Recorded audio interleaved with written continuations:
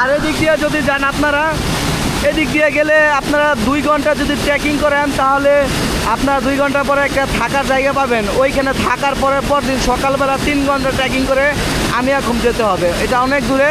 আর আমিয়াখুমের ঝর্ণাটা কিন্তু এরকমই, কিন্তু এটার সাথে একটু সুন্দর, এই আর কি, আর কোনো কিছু না। তবে এই ঝর্ণাটাও মারাত্মক, খুবই ডেঞ্জারাস।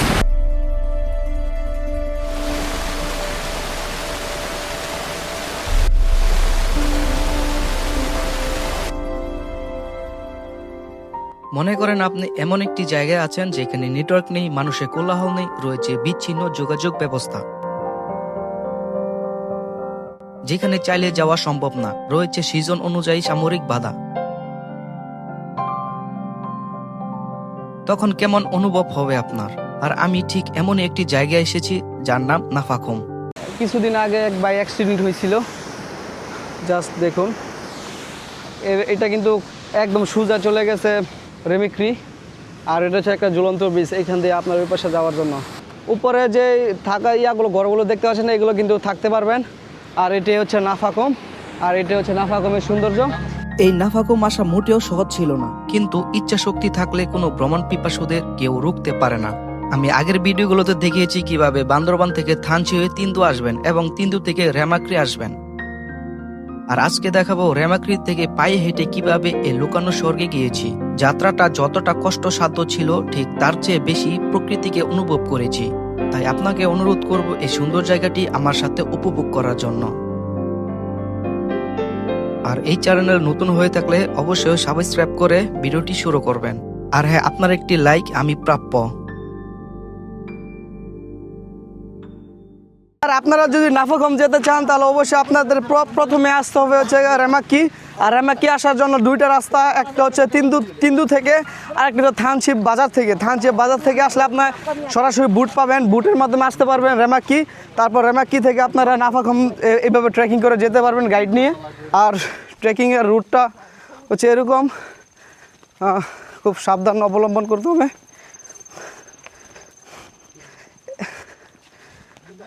আসলে পাহাড়ের মধ্যে ট্রেকিং করা খুব কষ্ট, কারণ হচ্ছে উঁচু নিচু ঢালু সব মিলে আমাদের যাওয়া লাগে, সমতল না। আপনারা কি নাফাখুম থেকে আইছেন?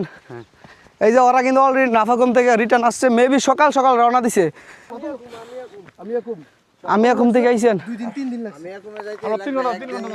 নাফাখুমের থেকে একদিনের উপরে লাগবে। মানে নাফাখুম থেকে আমিয়াখুম, মানে আমরা তো আর আমিয়াখুম যাচ্ছি না, আমরা যেখানে যাচ্ছি নাফাখুম, সেখান থেকে আমিয়াখুম যেতে মানে এখান থেকে আমিয়াখুম প্রায় 1 দিন লাগে পায়ে হেঁটে। তো যারা ট্রেকিং করতে পছন্দ করেন এবং এরকম সুন্দর সুন্দর অ্যাডভেঞ্চার জায়গাগুলো উপভোগ করতে চান তাহলে অবশ্যই সময় নিয়ে আসবেন। এই জায়গাটা মিনিমাম 7 থেকে 10 দিন সময় নিয়ে না আসলে আপনারা ঘুরতে পারবেন না ভালোভাবে। তো সময় নিয়ে আসা লাগবে, টাইম লাগে, কারণ ট্রেকিং করা লাগে এখানে। দেখুন যাত্রাপথে এত সুন্দর সুন্দর জায়গাগুলো আপনারা উপভোগ করতে পারবেন। এগুলো হচ্ছে বাদামের বাগান। আমার সাথে যে গাইড ভাই আছে সুমন ভাই, তো উনি তো এখানে অনেক দিন যাবৎ গাইড করে সবাইকে নিয়ে যায়। তো এইখানে থাকা বা কোথায় কিভাবে থাকবেন, আমিয়াখুম থাকা যায় কিনা, আর হচ্ছে কি আপনারা নাফাখুম থাকা যায় কিনা, সেগুলো নিয়ে একটু কথা বলবো। জি ভাই, আপনি একটু বলেন যে এখানে যদি নতুন কেউ আসে, হয়তো অনেকে জানে না কিভাবে কি করা লাগবে, তো থানচি থেকে কিভাবে আসবে, কিভাবে থাকবে, কতদিন টাইম লাগবে, সে বিষয় নিয়ে যদি একটু শর্টকাটে কিছু একটা বলেন তাহলে হয়তো সুবিধা হবে। একটু বলেন দেখি। কারণ মানে থানচি থেকে আসলে আপনারা ডাইরেক্ট রেমাক্রিতে ঘুমাবেন। রেমাক্রিতে একদিন ঘুমাইয়ে তারপরে ডাইরেক্ট মানে নাফাখুম দেখে আচ্ছা আমি এখন চলে যাবে। আচ্ছা, চাইলেও নাফাখুমে ঘুমাতে পারবেন, আচ্ছা, না চাইলেও মানে আপনার ইচ্ছা। আচ্ছা, ডাইরেক্ট আমি এখন যেতে পারবে। আচ্ছা, শর্টকাট এটা হচ্ছে মানে নাফাখুমে মানে আমিয়াখুমে গিয়ে আপনার সুইচাপাড়া একটা পাড়া আছে, সুইচাপাড়া অথবা জিনাপাড়া আছে একটা, আচ্ছা, আচ্ছা, পাড়া আছে, এখানে ঘুমাতে পারবেন। আচ্ছা, আচ্ছা, ঘুমাইয়ে আপনার মানে খাওয়া দাওয়া সব ব্যবস্থা আছে এখানে। আচ্ছা, আচ্ছা, মানে এটা মানে আমি এখন ঝর্ণাটা দেখে আপনারা মানে ওখানে সময় লাগুক, মানে আপনার ইচ্ছা। আচ্ছা, থাকবে 2 দিন থাকবে, আপনার টাকা থাকলে সমস্যা নাই, থাকতে পারবেন। জি জি, টাকা না থাকলে আপনারা মানে একদিন দেখে চলে আসতে পারবেন। বুঝতে পারছি। আচ্ছা, মানে মিনিমাম কত দিনের টাইম নিয়ে বাইরে তুইব যদি থানচি থেকে বাইরে হয়? থানচি থেকে আসলে 3 দিন মতো লাগবে, সব মানে সব ঘুরা সব ঘুরে। মানে আপনারা যদি বান্দরবান আসেন এবং বান্দরবান থেকে যদি থানচি আসেন, তাহলে থানচি থেকে আপনারা একসাথে রেমাক্রি, নাফাখুম, আমিনাখুম এগুলো আপনারা দেখতে পারবেন। আর এগুলো দেখার জন্য আপনাকে থানচি থেকে প্রায় 3 থেকে 4 দিনের সময় নিয়ে আসতে হবে। আর প্রথমে আপনারা থানচি থেকে সরাসরি যদি রেমাক্রি আসেন, এইখানে আপনারা রাত্রি যাপন করতে পারবেন। তারপর সকাল সকাল এইখান থেকে নাফাখুমের উদ্দেশ্যে রওনা দিবেন। আর তারপর নাফাখুম ঘুরে আমিনাখুমে চলে যাবেন। আর যদি বলেন যে না আপনারা নাফাখুম থাকবেন, তাহলে এখানে থাকার ব্যবস্থা আছে। তবে সময় নিয়ে আসতে হবে আর সব ট্রেকিং করার মনমানসিকতা থাকতে হবে। দেখেন আমরা কিন্তু ট্রেকিং করতে আসছি এই দিক দিয়ে। তো যারা হাঁটতে পারেন তারাই শুধু আসবেন ট্রেকিংয়ে, অন্যথায় আপনারা আসবেন না। বলো তোমাদের পাড়ার নাম কি? হেডম্যান পাড়া। হেডম্যান পাড়া। হ্যাঁ, শুধু এটা তো। এই দেখেন তারা হচ্ছে হেডম্যান পাড়ার পোলা পাইন, ঠিক আছে? মানে তোমরা কি স্কুল থেকে আইছো? এই যে স্কুলের ব্যাগ এইখানে, এই যে এটা আমাদের টিচার, আমাদের টিচার বেকার কি ঘুরতে গেছে। ওই তারা আইছে। তোমরা কি ঘুরতে গেছিলা না? হ্যাঁ, তোমাদের বান্দরবানটা কিন্তু অনেক সুন্দর, ঠিক আছে? এই যে আমরা কিন্তু প্রথমবার আইছি, আসার পরে এই যে পাহাড় দেখতাছি, পানি দেখতাছি, সব কিছুই ভালো লাগতেছে। তোমরা কি কখনো গেছিলে আমাদের দিদিকে? ঢাকা কখনো যাও নাই? তো চেষ্টা করবা যাওয়ার জন্য, কারণ আমরা যেহেতু আইছি তোমরাও যাইবা বড় হইলে, ঠিক আছে? তোমরা কি পড়ালেখা করতেছো না? কিসে পড়ো? 9-এ উঠবা? মাশাআল্লাহ, তোমরা তো বড় হয়ে গেছো। তাইলে ক্লাস 9-এ উঠবা মানে কি তোমরা বড় হয়ে গেছো গা? তো তোমাদের পাড়ার সামনে মানে তোমাদের এইখানে সমস্যা হইলো গিয়ে তোর যে কোনো গাড়ি নাই, রাস্তা নাই, গাড়ি দেখা গেছে পায়ে চলা লাগে। তো তোমাদের জন্য কিন্তু ভালো। আর যারা হুট করে আসে, যেমন আমরা হুট করে আইছি, আমাদের জন্য কিন্তু চলাটা অনেক কষ্ট। আমরা যখন অভ্যস্ত হয়ে গেলে আর কোনো কষ্ট নাই। আর তোমাদের গড়গুলা কিন্তু আমার কাছে খুব ভালো লাগে, একদম উঁচা উঁচা উঁচা থাকে, খুবই ভালো লাগে। আর এখানে তো এই বাঁশ দিয়া ঘর বানানোর ছাড়া কোনো সিস্টেম নাই। ইট বালি তো আর এইখানে নিয়ে আসা সম্ভব না, অনেক ঝামেলা, অনেক কষ্ট। তোমরা কি এটা স্কুল? ওই যে মাটির একটা ঘর যে? আচ্ছা আচ্ছা, আমাকে লোক গেছে কোন দিক দিয়ে? এদিকে। তাহলে তোমরা কি বাসায় যাবা না? ঠিক আছে, টাটা, বাই বাই, দেখা হবে আবার। হ্যাঁ, ওকে। মানে পাহাড়ি ছেলেরা বা মেয়েরা ওরা কিন্তু খুবই আন্তরিক, খুবই ভালো। তাদের সাথে ভালো ব্যবহার করলে তারা অনেক অনেক ভালোবাসা দেয়। নাফাখুমের এই সৌন্দর্য যেন এক নেশার মতো। বর্ষায় সেই রৌদ্রমূর্তি আর পানির গর্জন এখন নেই ঠিকই, কিন্তু শীতের এই শান্ত আর স্বচ্ছ রূপটা যেন আরো বেশি মায়াবী।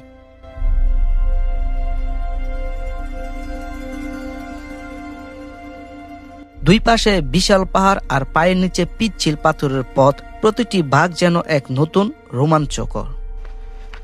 কি দেখুন মামা এখানে চাকুদার দিতেছে। এ পিছলা, ও সাবধানে। ঝর্ণার তো আওয়াজ পাইতেছি। এটা আবার কোন ঝর্ণার আওয়াজ? ঝিরির আওয়াজ।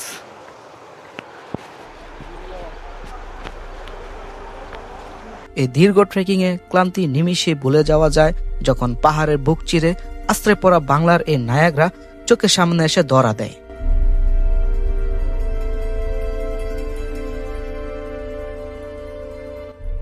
শক্তি প্রকৃতির এই বিশালতার কাছে নিজেকে সঁপে দেওয়া ছাড়া আর কোনো উপায়ই থাকে না।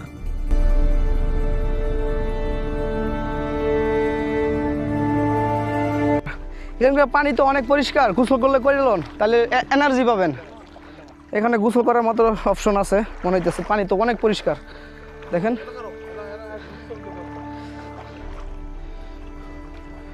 তো এখান থেকে আরো 40 মিনিট লাগবে আমাদের যাইতে, এই দিক দিয়ে যেতে হবে সম্ভবত। ট্রেকিং করে আসার পরে এখানে ছোট্ট একটা দোকান পাবেন, খাবার দাবার যদি লাগে, পানি লাগে লয়ে নেবেন। আর পাশে একটা ছোট্ট একটা ঝিরি পাবেন, দেখেন এখান থেকে পানি পড়তেছে ঝিরি দিয়ে।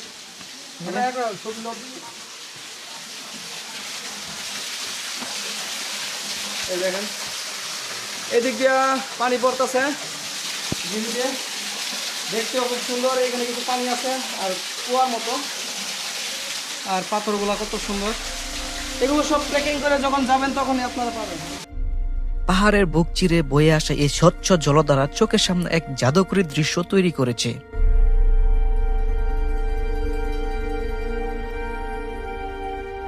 এই মুহূর্তের অনুভূতি আসলে ভাষায় প্রকাশ করার মতো নয়।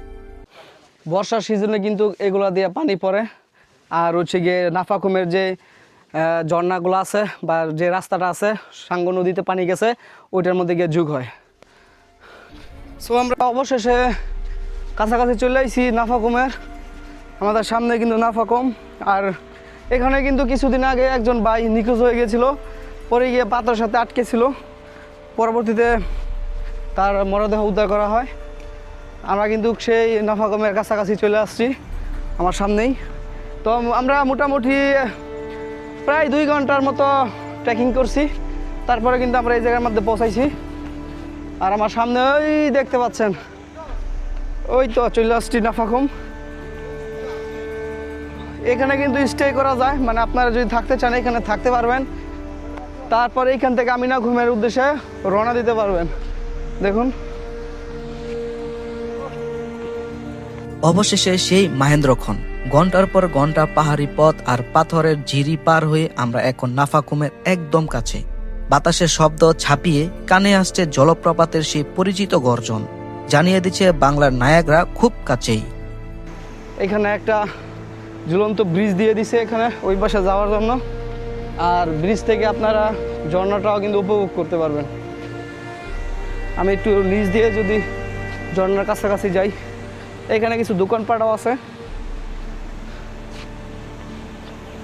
ঠিক এই জায়গাটার মধ্যে কিন্তু কিছুদিন আগে এক বাইক অ্যাক্সিডেন্ট হয়েছিল। জাস্ট দেখুন, এটা কিন্তু আপনার একদম সোজা চলে গেছে রেমিক্রি। উপরে যে থাকা ইয়াগুলো ঘরগুলো দেখতে পাচ্ছেন এগুলো কিন্তু থাকতে পারবেন। আর এটাই হচ্ছে নাফাকুম, আর এটাই হচ্ছে নাফাকুমের সৌন্দর্য। আচ্ছা ভাইয়া, ওই এটাই তো না ওই যে কিছুদিন আগে যে অ্যাক্সিডেন্ট করছিল এই জায়গাতেই না? কীভাবে করছিল জানা আছে? মানে কিছুদিন আগে যে অ্যাক্সিডেন্ট করছিল এক ভাই, আমরা এই আমাদের গাইডের ভাই মুখ থেকে শুনবো কীভাবে করছিল। তো ভাই একটু যদি বলেন তো কীভাবে অ্যাক্সিডেন্ট হয়েছিল? ওই লোকটা ছবি উঠাতে গেছেন, ওই মানে ডাইরেক্ট ঝর্ণা পাশে, এই মানে একদম ঝর্ণার পাশে ছবি উঠানো গেছিল, উপরে একদম উপরে। তখন স্রোত ছিল অনেক, মানে এখন তো পানি কম, পানি কম, মানে এখন পানি কম, তখন যখন অ্যাক্সিডেন্ট হয়েছে তখন অনেক পানি ছিল, আর উপরে গেছিল ছবি উঠানোর জন্য। তারপর ছবি উঠে যখন পা পিছলে পানি আসলো, পা পিছলে ডাইরেক্ট পড়ে গেছে। মানে ওখানে পানি একদম মানে এক ধাপ আছে না, এক ধাপের মানে ভারী খাইছে, পানি তো তখন স্রোত ছিল। জি, এই পাশে একটা গর্ত আছে। আচ্ছা আচ্ছা, গর্ততে ঢুকে গেছে। আবার নিচে গুলো মানে যে মানে পুকুর মতো আছে, পুকুর মতো নিচে নিচে যেখানে পানি পড়তেছে, জি পুকুর মতো আছে, সেখানে ডাইরেক্ট মানে আটকে গেছে, ভারী খেয়ে অজ্ঞান হয়ে আটকে গেছে। লোকটা ওখানে মানে একটু দেখছিল, পরে গিয়ে ওখানে দেখছিল, কিন্তু আর একবার ডোবার সময় মানে কোনো শরীরগুলো দেখে নেই, কোনো কিছু দেখে নেই। আচ্ছা, মানে একবার ওঠার পর দেখ আর কিছু দেখে নেই সিধা পরে। তারপরে লাশটা পাইছে কিভাবে? লাশটা পর মানে সব ফায়ার সার্ভিস সব এসে, মানে বিজিবিরা এসে, মানে শান্তি থেকে গাইডগুলো এসে সব নৌকা নিয়ে মানে খুঁজাখুঁজি করতেছে। তখন মানে লোক পাইছে ওইখানে একটা মানে গর্তের ভিতরে ছিল, মানে ওই যে ওখানে এইখানে, জি মানে যেখানে পানি পড়ে আর একটু সামনে, জি জি, মানে তখন বিজিবি ফায়ার সার্ভিস সবগুলো খোঁজার পর তখন ওখান থেকে পাইছে লোকটাকে, ওই গর্ত থেকে একদিন পর পাইছে, একদিন পর। আর ওই তারা যে আসছে মানে নৌকা দিয়ে আসছে, সবাই নৌকা দিয়ে আসছে, মানে রেমাটি পর্যন্ত নৌকা দিয়ে আসছে, তারপর পায়ে হেঁটে আসছে। তাদের কোনো গাইড ছিল না, মানে কোনো যে গাইড ছিল না, তারা হচ্ছে চুরি করে আসছে। মানে যারা এখানে মানে আইসে অ্যাক্সিডেন্টের কবলে পড়ছিল তারা আমাদের মতো এরকম গাইড নিয়ে আসে নাই, তারা এমনি মানে লুকায় চলে আসছে। আসার পরে মানে কোনো কিছুই বুঝে না, বা যারা গাইড ছিল যদি গাইড থাকতো তাহলে মানা করতো যে আপনারা ওইদিকে যায়েন না, কিন্তু তারা এই গাইডটা নেয় নাই, যার ফলে এখানে কিন্তু একটা বড় ধরনের অ্যাক্সিডেন্ট হয়েছে। তো ওই যে বিজিবি বাইরে গেছে, ওর কি হেলিকপ্টার দিয়েছিল নাকি এমনি নর্মালি? আচ্ছা যাই হোক, যাক অবশেষে যে লাস্টটা যে পাওয়া গেছে সেটাই অনেক কিছু। কারণ হচ্ছে গিয়ে যে পানির স্রোত এখন তো অনেক, আর তখন তো আরও বেশি ছিল, এই স্রোতে কিন্তু পানি এদিক দিয়ে লাস্ট চলে যাওয়ার কথা ছিল। তো আপনারা যদি নাফাকুম আসেন অবশ্যই সতর্কতার সাথে থাকবেন, এখানে কোনো ধরনের অ্যাক্সিডেন্ট যাতে না হয় সেদিকে একটু নজর রাখবেন। নাফাকুমের সৌন্দর্য যতটা মায়াবী, এর আড়ালে থাকা বিপদগুলো ঠিক ততটাই ভয়ঙ্কর। বিশেষ করে বর্ষাকালে পানির প্রচন্ড স্রোত আর পিচ্ছিল পাথর যে কোনো সময় বড় দুর্ঘটনার কারণ হতে পারে। তাই ঝর্ণার কিনারায় যাওয়ার সময় ছবি তোলার সময় পা সাবধানে ফেলুন।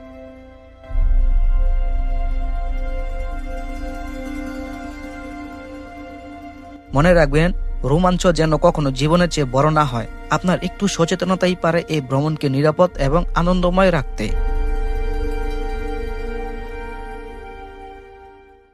এখানে কিন্তু খুবই সাবধান, দেখুন এই পাথরটা এখানে খুবই সাবধান।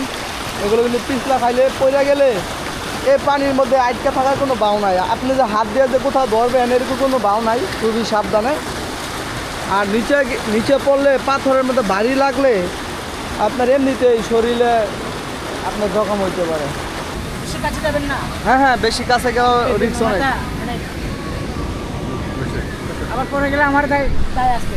কোনো সমস্যা নাই, আমরা অনেক সতর্ক থাকি এখানে। গাইডরা আমাদের জন্য অনেক টেনশন করে, ঠিক আছে? তো তাদের কথা অবাধ্য হয়ে আমরা চলবো না, কারণ কোনো কিছু হলেও তাদের কিন্তু দায়বদ্ধতা থাকে। এই হচ্ছে নাফাকুমের ঝর্ণার কাছ থেকে ভিডিও। দেখুন পানির স্রোত কী পরিমাণে, হয়তো ভিডিওতে যেমন দেখতে পাচ্ছেন জানি না, কিন্তু এখানে প্রচুর স্রোত, পানির প্রচুর স্রোত। এখানে দেখেন কীভাবে পানি যাচ্ছে এখান থেকে। এই জায়গাটার মধ্যে কিন্তু অ্যাক্সিডেন্টটা হয়েছিল। আর হচ্ছে এই রাস্তাটা সুদা দিলে রিমাক কি গিয়ে পৌঁছাইছে, এই ঝর্ণাটা রিমাক কি গিয়ে পৌঁছাইছে। আর এদিক দিয়ে যদি যান আপনারা, এদিক দিয়ে গেলে আপনারা 2 ঘন্টা যদি ট্রেকিং করেন তাহলে আপনারা 2 ঘন্টা পরে একটা থাকার জায়গা পাবেন। ওইখানে থাকার পরদিন সকালবেলা 3 ঘন্টা ট্রেকিং করে আমিয়াখুম যেতে হবে। এটা অনেক দূরে। আর আমিয়াখুমের ঝর্ণাটা কিন্তু এরকমই, কিন্তু এটার থেকে একটু সুন্দর, এই আর কি, আর কোনো কিছু না। তবে এই ঝর্ণাটাও মারাত্মক, খুবই ডেঞ্জারাস। এখান থেকে পানি পড়ার পরে এখানে পড়তেছে, এইখান থেকে তারপর নিচে পড়তেছে। খুব সাবধানে এখানে থাকা লাগে। তো এই ছিল নাফাকুমের ভিডিও। নাফাকুমের এই মায়াবী স্মৃতিগুলো আজীবনের জন্য হৃদয়ে গেঁথে রইল। প্রকৃতির এই বিশালতা দেখে সত্যিই মুগ্ধ। আজকের মতো বিদায় নিচ্ছি, দেখা হবে আবারও নতুন কোনো রোমাঞ্চে। আর সবাইকে বলে দেন আমার চ্যানেলটা সাবস্ক্রাইব করা লাগে। সবাই একটু আমার মামায়ের চ্যানেলটা সাবস্ক্রাইব করে দেন। জি অবশ্যই, মানে ভবিষ্যতের জন্য এগিয়ে যেতে পারে। জি অবশ্যই, অনেক কষ্ট করে আপনাদের জন্য, এই কষ্ট করে দেখেন এত দূর আইছি শুধু আপনাদের জন্য। সো চ্যানেলটা সাবস্ক্রাইব করে পাশে থাকবেন আর যদি নতুন হয়ে থাকেন। আর মনে করেন যদি ভিডিও ভালো লেগে থাকে এবং তথ্যমূলক হয় অবশ্যই শেয়ার করবেন। সো দেখা হবে অন্য একটি ভিডিওতে। আসসালামু আলাইকুম, টাটা, বাই বাই। একটু বাই দিয়ে দেন, বাই, পরে দেখা হবে। ইয়েস। বাচ্চা থাক।